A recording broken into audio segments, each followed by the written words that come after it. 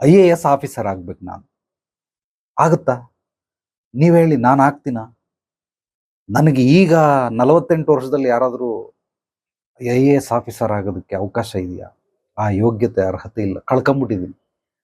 ಅದನ್ನ first of all think ಮಾಡೋದೇ ದೊಡ್ಡ ರಾಂಗು. ಸೊ ಪಾಪಕೃತ್ಯ ಅಂತ ಕರಿತೀನಿ. ಆಗದೆ ಇರೋದನ್ನ ನಾವೇನಾದ್ರೂ ಥಿಂಕ್ ಮಾಡ್ತಿರಲ್ಲ, ಇದನ್ನ ಪಾಪಕೃತ್ಯ ಅಂತ ಕರಿತೀನಿ. ಇದಕ್ಕೊಂದು ಆಲ್ಟರ್ನೇಟ್ ಉಪಾಯ ಏನು ಅಂತಂದ್ರೆ, IAS ಆಫೀಸರ್ ಆದ್ಮೇಲೆ ಏನೇನ್ ಕೆಲಸ ಮಾಡಬೇಕು ಈಗಲೂ ಕೂಡ ನಾನು ಮಾಡ್ಬೋದು. ಅದೇ ಕೆಲಸನ ಈಗಲೂ ಮಾಡ್ಬೋದು. ಅಂದ್ರೆ ಆ ಅಧಿಕಾರ ಸ್ಥಾನಮಾನ ಇಲ್ಲದೇ ಇದ್ರೂ ಕೂಡ ನಾನು ಆ ಕೆಲಸವನ್ನ ನಾನು ಮಾಡ್ಬೋದು. ಕೆಲವೊಂದು ಈ ಶಿಕ್ಷೆ ಮತ್ತು ದಂಡ ವಿಧಿಸೋದಕ್ಕೆ ನನಗೆ ಅಧಿಕಾರ ಇರೋದಿಲ್ಲ. ಅದು ಎರಡು ಬಿಟ್ಟು ಆ ಮಾಡುವಂತ ಪುಣ್ಯ ಕಾರ್ಯಗಳು ಆ ಸ್ಥಾನಮಾನದಲ್ಲಿ ಇಟ್ಕೊಂಡು ಮಾಡುವಂಥದ್ದು ಈಗಲೂ ಕೂಡ ಮಾಡ್ಬೋದು. ಸೊ ಅದಕ್ಕೆ ಆಲ್ಟರ್ನೇಟ್ ವ್ಯವಸ್ಥೆ, ಯಾವಾಗಲೂ ನಿಸರ್ಗ ಪರ್ಯಾಯ ವ್ಯವಸ್ಥೆ ಅಂತ ಒಂದು ಕೊಟ್ಟಿರ್ತದೆ.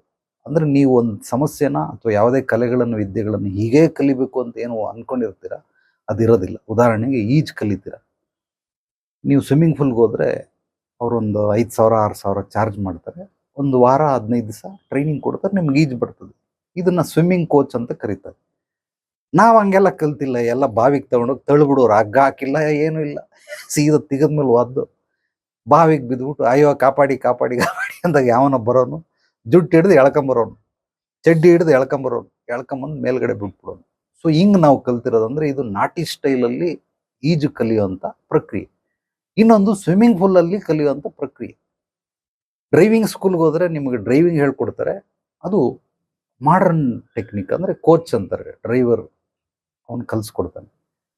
ನಾನು ಆ ಡ್ರೈವಿಂಗ್ ಸ್ಕೂಲಲ್ಲೆಲ್ಲ ಕಲ್ತಿಲ್ಲ, ಸುಮ್ಮನೆ ನಮ್ಮ ಅಣ್ಣ ಓಡಿಸ್ತಾ ಇದ್ದ, ಚಿಕ್ಕಪ್ಪ ಓಡಿಸ್ತಾ ಇದ್ದ, ಮಾವ ಓಡಿಸ್ತಾ ಇದ್ದ. ಅವನ ಹತ್ರ ಇದೇನ್ ಮಾವ, ಇದೇನ್ ಚಿಕ್ಕಪ್ಪ, ಹಂಗೆ ಹಿಂಗೆ ಅಂತ ಕೇಳ್ಕೊಂಡು ಅವರೆಲ್ಲ ನಿಂತ್ಕೊಂಡು ಮಾತಾಡೋದಕ್ಕೆ ಹೋದಾಗ ಫೋನಲ್ಲಿ ಮಾತಾಡ್ತಾ ಇರ್ಬೇಕು, ನಾನು ಗೇರ್ ಹಾಕ್ಬಿಟ್ಟು ಹಂಗೆ ಓಡಿಸೋದು ಕಲ್ತ್ಕೊಂಡಿದ್ದೆ. ಆಮೇಲೆ ಲೈಸೆನ್ಸ್ ಮಾಡಿಸಿದ್ದು.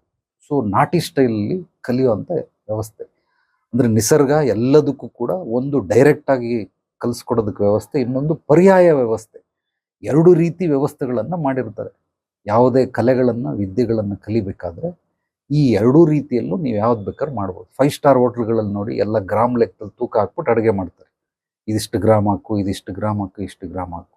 ನಮ್ಮ ಮನೇಲಿ ಹೆಂಡತಿ, ನಮ್ಮಮ್ಮ, ಅಕ್ಕ ತಂಗಿರು, ಹೆಣ್ಮಕ್ಳು ನೋಡಿ ಸುಮ್ಮನೆ ಒಂದು ಅಂದಾಜ್ ಮೇಲೆ ಹಾಕ್ತಾರೆ, ಒಂದು ಎಷ್ಟು ತೆಗೆದು ಹಾಕ್ತಾರೆ. ಅದ್ಭುತವಾಗಿ ರುಚಿ ಬರ್ತದೆ. ಅವ್ರು ಯಾವ್ದು ತಕಡಿ ಇಟ್ಕೊಂಡಿಲ್ಲ, ಯಾವ್ದು ತೂಕ ಇಕ್ಕ ಏನಿಲ್ಲ, ಸುಮ್ಮನೆ ಅಂದಾಜ್ ಮೇಲೆ ಹಾಕ್ತಾ ಹೋಗ್ತಾರೆ. But super taste, ಸಖತ್ತಾಗಿರುತ್ತೆ.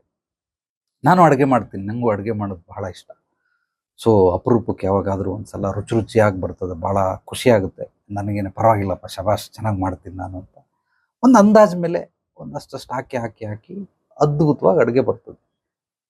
ಸೊ ಇದು ಒಂದು ನಾಟಿ ಸ್ಟೈಲು, ಇನ್ನೊಂದು ಫಾರಂ ಸ್ಟೈಲ್, ಮಾಡರ್ನ್ ಸ್ಟೈಲು, ಒಂದು ಕ್ಲಾಸಿಕಲ್. ಸೊ ಹಂಗಾಗಿರೋದ್ರಿಂದ ನಮಗೆ ಎರಡು ವ್ಯವಸ್ಥೆಗಳು, ಯಾವುದೇ ಕಲೆಗಳು ವಿದ್ಯೆಗಳನ್ನು ಕಲಿಬೇಕಾದ್ರೆ. ಆದರೆ ಮೊದಲು ಯೋಗ್ಯತೆ ಅರ್ಹತೆ ಸಂಪಾದನೆ ಮಾಡಿದ್ರೆ ಮಾತ್ರ. ಈಗ ಒಬ್ಬ ಈಜು ಕಲಿಸ್ಕೊಡ್ತಾವನೆ, ಅವನು ನನಗಿಂತ ಕಿರಿಯನಿರ್ಬೋದು, ನನಗಿಂತ ಹಿರಿಯನಿರ್ಬೋದು. ಈಗ ಅವನು ನನಗೆ ಗುರು. ಆ ಒಂದು ಈಜು ಕಲಿಯುವಂಥ ಆ ವಿದ್ಯೆಗೆ ಅವನು ನನಗೆ ಗುರು. ಅದಕ್ಕೆ ನಾವು ಬೆಲೆ ಕೊಡ್ಲಿಲ್ಲ ಅಂತಂದ್ರೆ ಯೋಗ್ಯತೆ ಅರ್ಹತೆ ಬರಲ್ಲ. ನಾವು ಮಾತಲ್ಲಿ ಅವನಿಗೆ ಹೋಗಬಾರೋ ಅಂತ ಅನ್ಬೋದು, ಏನೇ ಮಾಡ್ಬೋದು. ಆದ್ರೂ ಈ ಒಂದು ವಿದ್ಯೆಗೆ ಅವನೇ ನನಗೆ ಗುರು. ಆ ಗುರುಗೆ ನಾವು ಎಷ್ಟು ರೆಸ್ಪೆಕ್ಟ್ ಕೊಡಬೇಕು ಅಷ್ಟು ರೆಸ್ಪೆಕ್ಟ್ ಕೊಡಬೇಕು. ಪುಕ್ಸಟ್ಟೆ ಯಾವ ವಿದ್ಯೆಗಳನ್ನು ಕಲಿಯೋದಕ್ಕೆ ಸಾಧ್ಯವಿಲ್ಲ. ಅಕಸ್ಮಾತ್ ನೀವು ಕಲ್ತ್ರೂ ಕೂಡ ಅದು ನಿಮಗೆ ಉಪಯೋಗಕ್ಕೆ ಬರೋದಿಲ್ಲ. ಪ್ರತಿಯೊಂದು ವಿದ್ಯೆಗೆ ಅದಕ್ಕೆ ತಕ್ಕಂತ ಬೆಲೆ. ಅದು ಗುರು ಫಿಕ್ಸ್ ಮಾಡಿರೋದಿರ್ಬೋದು ಅಥವಾ ಶಿಕ್ಷಕ ಫಿಕ್ಸ್ ಮಾಡಿರೋದಿರ್ಬೋದು. ಈಗ ಡ್ರೈವಿಂಗ್ ಕ್ಲಾಸ್ಗೆ ಹೋದ್ರೆ ಅದಕ್ಕೊಂದು ಫಿಕ್ಸ್, ಒಂದು 5,000 ರೂಪಾಯಿ ಕೊಡಪ್ಪ, ಡ್ರೈವಿಂಗ್ ಎಲ್ಲೆಲ್ಲೂ DL ಕೊಡ್ತೀನಿ. ಸ್ವಿಮ್ಮಿಂಗ್ ಹೋದ್ರೆ ಒಂದು 5,000 ರೂಪಾಯಿ ಕೊಡ, 15 ದಿವಸದಲ್ಲಿ ನಿನ್ಗೆ ಈಜು ಕಲಿಸ್ಕೊಡ್ತೀನಿ. ಪ್ರತಿಯೊಂದಕ್ಕೂ ಅದು ನಿಗದಿತವಾದಂತ ಒಂದು ಬೆಲೆ ಇದೆ. ಅದು ಮ್ಯಾನ್ ಮೇಡ್ ಲಾ ಅಲ್ಲಿ ಮನುಷ್ಯ ನಿರ್ಧಾರ ಮಾಡಿರುವಂತ ಒಂದು ಬೆಲೆ. ಆದ್ರೆ ಪ್ರಕೃತಿನೇ ಪ್ರತಿಯೊಂದು ವಿದ್ಯೆಗಳಿಗೂ ಒಂದೊಂದು ಬೆಲೆ ನಿರ್ಧಾರ ಮಾಡಿರುತ್ತೆ. ಅವನು ಅಷ್ಟನ್ನ ಕೊಡ್ಲೇಬೇಕು. ಈಗ ಒಬ್ಬ ಉದಾಹರಣೆ ಕಾರ್ ತಗೊಳ್ಬೇಕು ಅಂತ ಇಟ್ಕೊಳ್ಳಿ, ಅವನ ಹತ್ರ ಒಂದು 10 ಲಕ್ಷ ದುಡ್ಡು ಐತೆ, ಒಂದು 10-12 ಲಕ್ಷ ರೂಪಾಯಿ ಕಾರ್ ತಗೊಳ್ಬೇಕು ಅಂತ. ಈ ಕಾರ್ನ ಇವನು ಏನ್ ಮಾಡ್ತಾವನೆ, 10-12 ಲಕ್ಷ ಕೊಟ್ಟು ತಗೊಂಡ.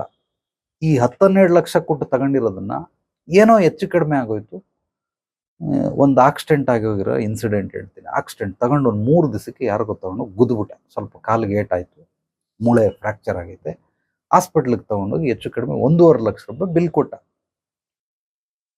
ಈಗ ಕಾರ್ ತಗೊಂಡು ಹೊಸ ಕಾರು ಆಕ್ಸಿಡೆಂಟ್ ಆಗಿ 1.5 ಲಕ್ಷ ರೂಪಾಯಿ ಎಕ್ಸ್ಟ್ರಾ ಖರ್ಚು. ಅಂದರೆ ಅವನು ಗುದ್ದಿದ್ದು ಪಾಪ ನೋವಾಯಿತು, ಆ ನೋವಿಗೆ ನಾವು ಬೆಲೆ ಕಟ್ಟೋಕ್ಕಾಗಲ್ಲ. ಬಟ್ ಹಾಸ್ಪಿಟ್ಲಲ್ಲಿ ಅದನ್ನು ರೆಡಿ ಮಾಡೋದಕ್ಕೆ 1.5 ಲಕ್ಷ ಖರ್ಚಾಯಿತು. ಈಗ ಕಾರ್ ಬೆಲೆ 12 ಲಕ್ಷ ಪ್ಲಸ್ 1.5 ಲಕ್ಷ, 13.5 ಲಕ್ಷ. ಇದು ನಿಸರ್ಗ ಅದಕ್ಕೆ ನಿರ್ಧರಿಸಿರೋದಂತ ಬೆಲೆ.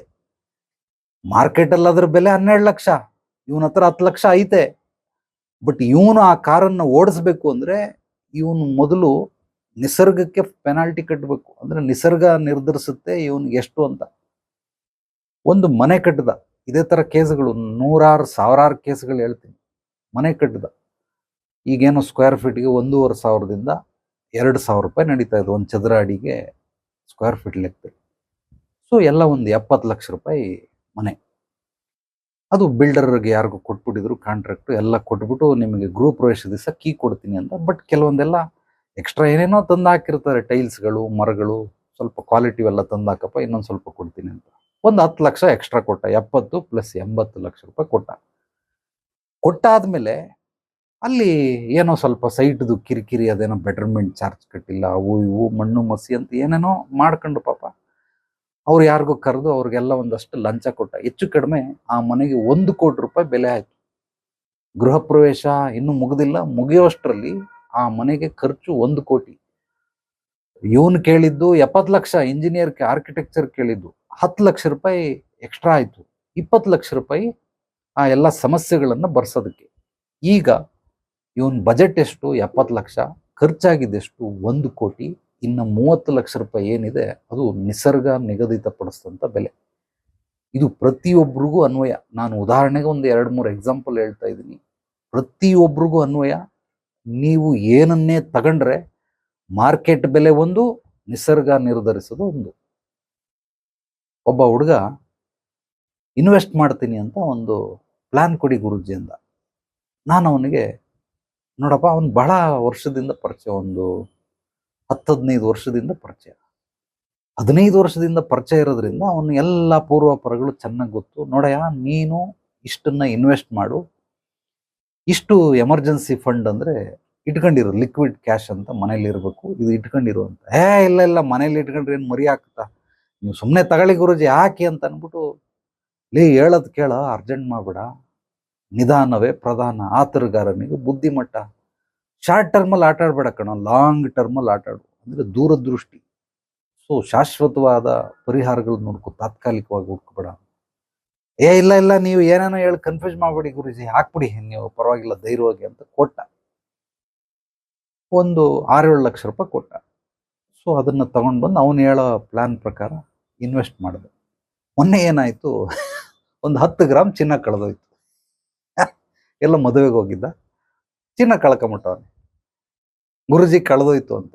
ಅಂದರೆ ಇವ್ರಿಗೆ ಡೈರೆಕ್ಟಾಗಿ ಹೇಳಿದ್ರೆ ಅರ್ಥ ಆಗಲ್ಲ, ಇಂಡೈರೆಕ್ಟಾಗಿ ಹೇಳೋರು. ಅದಕ್ಕೆ ಗುರುಗಳು ನನಗೆ ಒಳ್ಳೆ ಮೂಲ ಮಂತ್ರ ಕೊಟ್ಬಿಟ್ಟವ್ರು. ಏನಂದರೆ, ನಿನಗೆ ಎಲ್ಲ ಶಿಷ್ಯಂದಿರು, ನಿನ್ನ ಅನುಯಾಯಿಗಳು, ಅಭಿಮಾನಿಗಳು, ಸೊ ನಿನ್ನ ಕ್ಲೈಂಟ್ಸ್ಗಳು, ನಿನ್ನ ಸ್ನೇಹಿತರು, ಬಂಧು ಬಳಗದವರು, ನೆರೆಹೊರೆಯವರು ಯಾರೇ ಇದ್ದರೂ ಕೂಡ ನಿನಗೊಂದು ಅದ್ಭುತವಾದ ಹೆಂಡತಿ ಮಕ್ಕಳಿಗೂ ಅನ್ವಯ.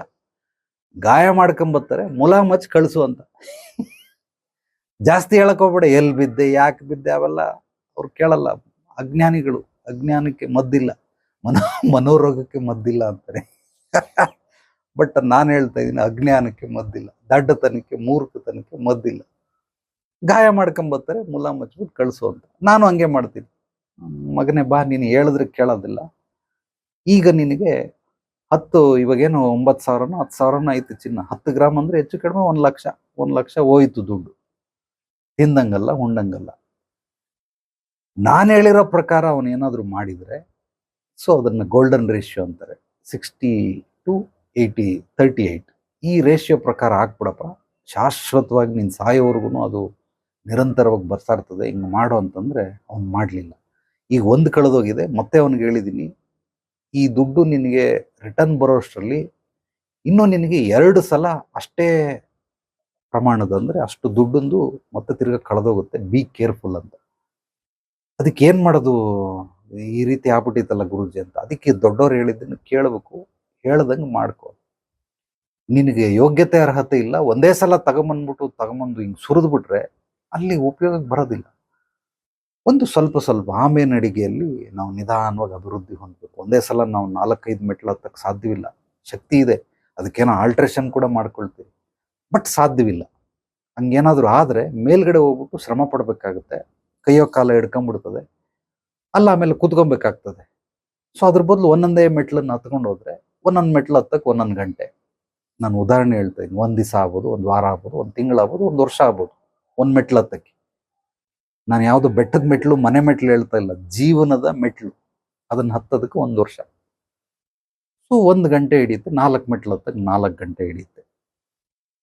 ಇವನು ಒಂದೇ ಸಲ ನಾನು 4 ಹತ್ತು ಬಿಡ್ತೀನಿ ಅಂತ ಅಂದ್ಬಿಟ್ಟು 4 ಹತ್ಬಿಟ್ರೆ ಆ ಹತ್ತಿರೋ ಎಫರ್ಟ್ ಏನು ಹಾಕಿರ್ತಾನೆ ಅದು ಅವನಿಗೆ ಕೈ ಕಾಲನ್ನ ಟ್ವಿಸ್ಟ್ ಮಾಡ್ಬಿಟ್ಟು ಅಲ್ಲಿ 4 ಗಂಟೆ ರೆಸ್ಟ್ ತಗೋ ಅಂತ ಹೇಳ್ತದೆ. ಇವನು 4 ಮೆಟ್ಲು ಒಂದೇ ಸಲ ಹತ್ತದ, 4 ಗಂಟೆ ರೆಸ್ಟ್ ತಗೋ. ರೆಸ್ಟ್ ತಗೊಂಡ್ಮೇಲೆ ವಾಸಿ ಆಗುತ್ತೆ. ಈಗಲಾದ್ರೂ ಒಂದೊಂದು ಮೆಟ್ಲು ಹತ್ತು ಅಂತ ಕೊಡ್ತದೆ. ಇಲ್ಲ ನಾನು ಈಗಲೂ 4 ಹತ್ತ, ತಿರ್ಗಾ ಹಾಕು, ತಿರ್ಗಾ 4 ಅವರ್ ರೆಸ್ಟ್ ತಗೋ. ಸೊ ಇದು ನಿಸರ್ಗದ ಲೆಕ್ಕಾಚಾರ.